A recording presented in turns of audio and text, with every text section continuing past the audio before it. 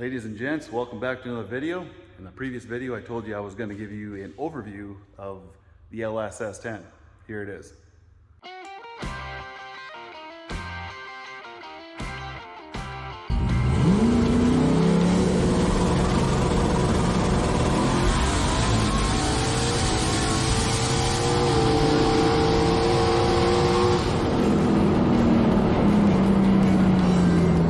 All right, so I'm going to talk about where this truck came from first. It started off, it was my brother's truck. Used to be Joey's truck. He found it on some guy's driveway, full of garbage on the truck box. It had a 2.5 liter, I think it was a 4 or 5 speed standard in it. I don't even remember what trans it was. It was a manual anyways of some sort. And he's seen the thing sitting there as he's cruising with his buddies and decided to knock on the door and give the guy an offer for the truck. And he took it, except for it had to come with all the garbage. So he had to clean up the garbage, but not a big deal, right? So we got a good deal on it. And that's how it got into our family, just by seeing on someone's driveway, knocking on the door and making a purchase. So from there, my brother, I actually had no desire in this thing at the time. And this is going back a lot of years ago. And my brother decided he wanted to put a V8 in here. So what he did is he started with a 400 small block Chevy that he got. I don't even remember from who, probably my grandpa or something. So they put that in there, him and my dad. They put a lot of work into it, modifying the engine bay and a lot of hammers and pry bars kind of thing, and got the small block Chevy in there. And at the time, I think they had a turbo 400 transmission mated to it, if I remember right. And it drove like that for a little while. Motor wasn't the best, it was just a stock 400 small block. Never raced it like that, just drove it on the street, had some fun with it on the weekends kind of thing. And then, at what point, I'm trying to remember at what point I bought that truck. I got traded to my brother Danny somehow. And if you know the Fair family, we just trade stuff back and forth all the time and it gets messy. So that's so many years ago, I forget already the procedure or how it went down, the timeline of it. But I think my brother Danny somehow got it from my brother Joey through a trade or sold it, whatever it was. And then I ended up trading the S10 from Danny for, I think we had an S10 Blazer me and my wife had bought at the time. So we made a trade for that. So then I got it. And from there, we swapped out the transmission, went to a turbo 350, and then swapped out the engine to a 350 Vortec.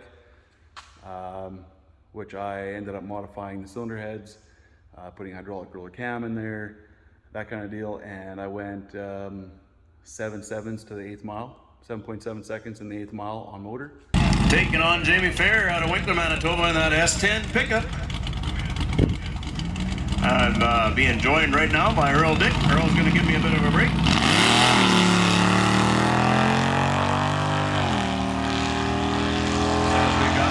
Headsets figured out, and Earl will jump in. And then I tried spraying it with nitrous, and 150 shot, and that ended up smoking the transmission. But it was on pace for like a 7.0 or something like that, if I remember right. So nothing crazy. Converter wasn't spec'd or anything like that. And then I swapped out for a LS, did a 5.3, and I did a turbo 350 with a trans brake that we put in there. So this 5.3 that I had in there, it was 100% stock. I did open it up, okay? I did tear it down to a bare block. I cleaned everything with brake clean, like a 20-liter bale of brake clean. It was all sludged up. Cleaned it all out, put it back together. Actually, first I honed it. I used a 320 grit dingleberry hone.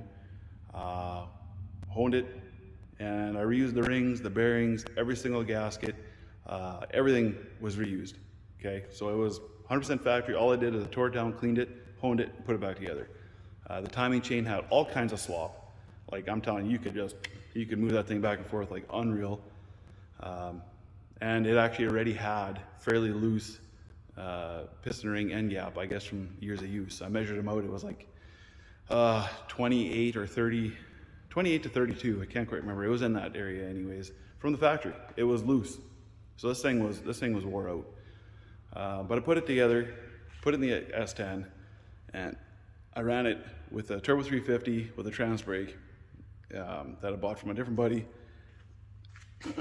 And what did that run? That combo ran 8.2 seconds in the 8th mile on motor. No nitrous, no turbo, no nothing.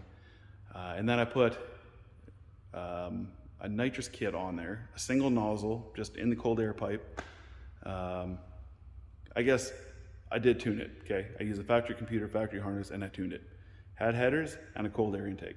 Otherwise, everything else, engine-wise, was factory, just bolt-ons and a tune. And I use HP tuners for that kind of tuning. So I tuned it, dialed it in, it was good. Ran A2.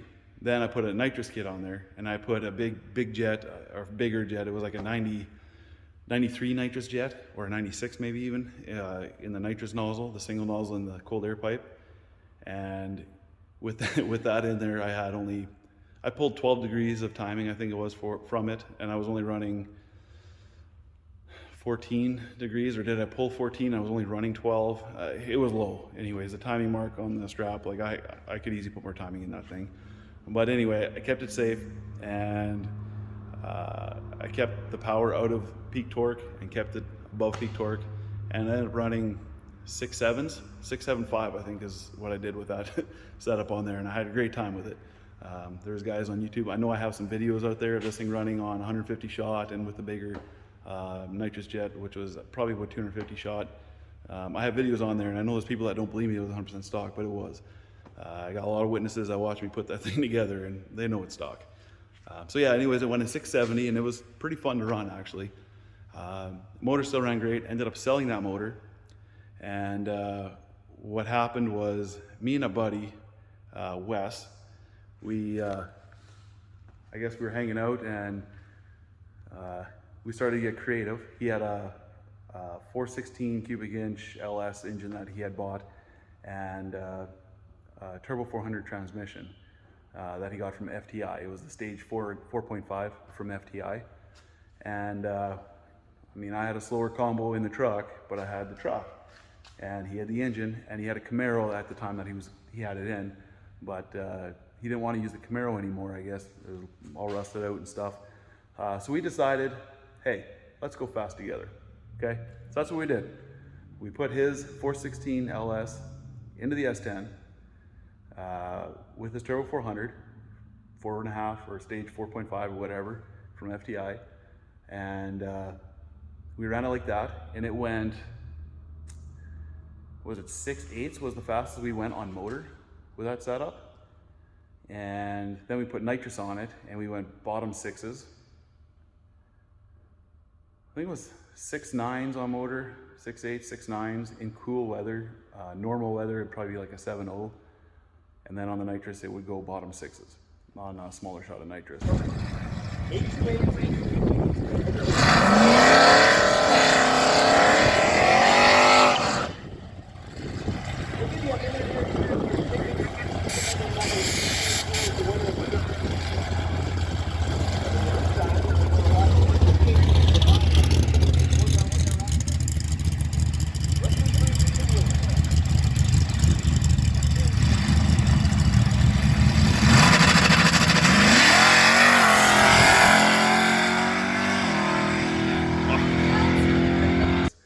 So in the quarter mile, I think the fastest we went was like a 9.3 or a 9.4, somewhere in there on the nitrous. That was a 200 shot nitrous. So then, those of you who are around our area in Canada, Manitoba, nitrous is expensive. You can't just keep running that all the time, at least for guys like me or us. It just gets expensive. So what we did was, we switched it over to a turbo. We went the typical turbo route. Now, with this 416, I guess I haven't mentioned yet, we kept it carbureted, okay? It's not fuel injected. We stayed carbureted the whole time. So currently, in its current state, we have, I'll show you the truck here. So this is its current state. We still got that 416 cubic inch engine in here, running a quick fuel carburetor. It's a 750 quick fuel carb, but we sent it to CSU Racing, where they converted it to a blow-through setup for us. And we have this very obnoxious carb hat here. Got all the height for all the signal, you know the deal, from Extreme Velocity. And tucked away in the corner, we have a 88 millimeter VS Racing turbo. So with this, actually, maybe I'll go into some more details on the engine. It's got your typical like 230 something degrees duration at 50 thou lift, and just over 600 inch lift, 600 thou lift, somewhere in that area. Just kind of your typical LS style aftermarket cam deal. It's on 113 degrees lobe separation. We got some GM CNC ported cylinder heads. They're put the casting numbers on here, the 0821. So they're like your typical LS3 rectangle port cylinder heads that you can get from Summit Racing or whoever, but these are the CNC ported version. And it is a forged bottom end. It's got the H-beam rods, forged crank, and dish pistons. So this thing actually only makes 9.5 to 1 compression. So it's fairly mild on that side. What else? Not much on the engine, I guess. It's some Speed Engineering forward-facing turbo headers that I got my buddy from Leckman Fabworks there to help modify this side up so it can clear the steering column there, the shaft coming through. So that all turned out really good. And then we got it crossed over to the other side. This side didn't have to do any modifying on the header. And I know it's dark, but we got them crossed over, going underneath the turbo, which is all blocked off with a big turbo hat. And the wastegate is hiding right down in there. And for the ignition side, currently we are actually using Holley Terminator X and using the boost control through it. We got the little MAC valve underneath the wastegate, and we're running CO2 for it. So far working good. The transmission's still that Turbo 400, stage 4.5 from FTI. We just got a different converter in there. Actually, it's a really nice bolt together converter from FTI that was spec'd out for this combo. It's got an aftermarket drive shaft, you know, your typical stuff there. The rear end is actually a 8.8 inch diff from a Ford Explorer. Cut down one tube 3 inches or just under 3 inches to center the pumpkin on it. We're running 327 gears, and it's a full spool. The axles are aftermarket, the spool is aftermarket, the gears are aftermarket, aftermarket diff cover on there. And then we're running, we just this year, new to this year, we put the split monoleafs on there. We actually only had it at one time with this setup on there. And we're running the Caltrax. And we actually got some sliders put on. I don't know if I'm gonna climb under the truck to show you, but you know what a slider looks like for your leafs. We got them from Matt, I don't know what his last name is, Hoffenhauser. Man, I'm botching that, I'm sure, from Facebook. He hooked us up good with that. Seems like it's all working well. The truck has never launched as smooth as it has with this setup. Now we just gotta work on turning it up in all the right places. What am I missing? Inside, got a Motion Raceworks steering column, steering wheel. We got the trans brake and the bump, also scramble if we need to, currently not programmed. Got the Holley 6.8 inch Pro Dash or whatever that is, whatever size that is, running an M&M shifter. We did go with the air shifter. Those of you who know, when you're ripping in a turbo car, something with a lot of power, that 3-speed, that 1 to 2 shift comes real quick. Especially when we had the 373s or the 410 gears in here. That was crazy. So we went to an air shifter. Works awesome. Controlled through the Holley. What else? I don't know. I think that kind of covers it, eh? It's got a 10-point cage. Got the window net, racing seat, 5-point harness. Typical deal. We got the trans cooler on the bed. Almost never hear that trans fan come on, which is awesome. Fuel cell, battery box.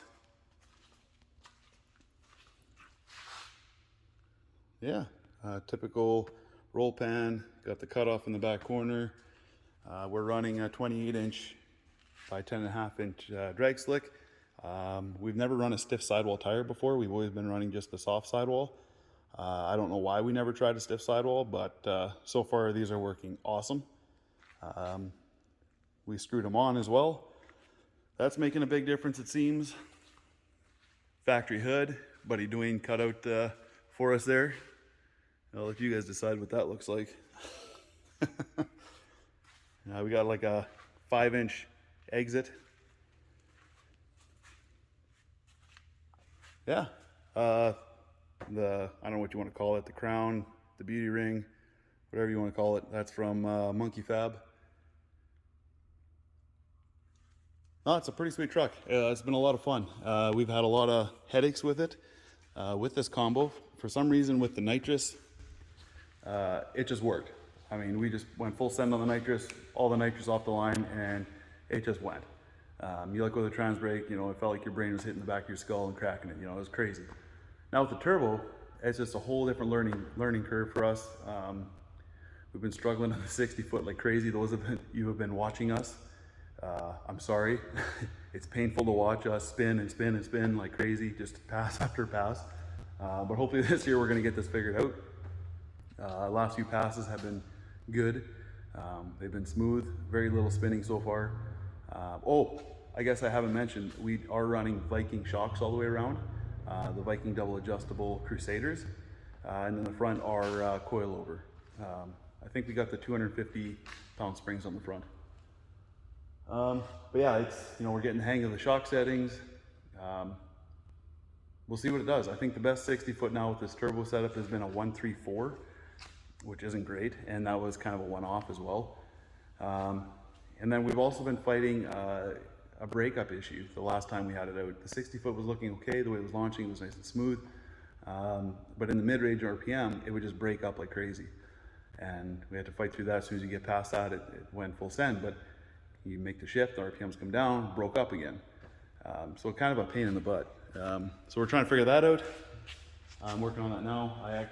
We did notice we had one spark plug that wasn't threading all the way in. So a little scary, I know, but I did put a tap through it, covered the tap in some Vaseline. I actually just did that now, and put the tap through it, pulled it out, and looked like almost all the shavings got stuck on the tap, which is fantastic, and I could pull a little bit out with a screwdriver. So it seems to be cleared there. Now that spark plug actually goes in all the way. It was out, I don't know, 1/8 of an inch or something. So, you know, maybe that's the cause of our breakup. I'm not sure, but we're gonna find out. I also will be swapping out the crank signal sensor, or crank sensor, and maybe I'll do the cam sensor too, just to be safe. I'm not sure yet. And I'm gonna take that carb apart today, and I'm gonna completely go through it, blow out all the orifices, and make sure it's clear. There's nothing stuck anywhere in one of the venturi somewhere or whatever. And then we'll put it back together, and then I'm actually gonna load this thing up on the trailer today, and we're gonna head out tomorrow morning. Tomorrow is Friday, July 1st, and I'm gonna take my old beat up truck and see if I can't haul this thing all the way up to Gimli, me and the wife, and got some family coming up there as well, just to have a good weekend out at the racetrack. So looking forward to that. And Saturday morning, Wes will be joining us. We'll see if I take some footage or not at the track. I'll try to take some, and maybe I can post some of that. We'll see how it goes. You know, I'm still a little awkward behind the camera, you know, so with a bunch of people around, we'll see how that goes. But looking forward to the weekend. Hope you enjoyed the overview of the truck. The next one's out. Next video after this one hopefully is going to be some passes of the truck and see how it's doing with this current combo, current state, with the sliders, the leaf springs, and the new tires, and screwing them on, and just getting hang of the shock settings and stuff. So yeah, really looking forward to it. We'll see how it does. Yeah, I'll end the video off there. Thanks a lot for checking it out, and stay tuned.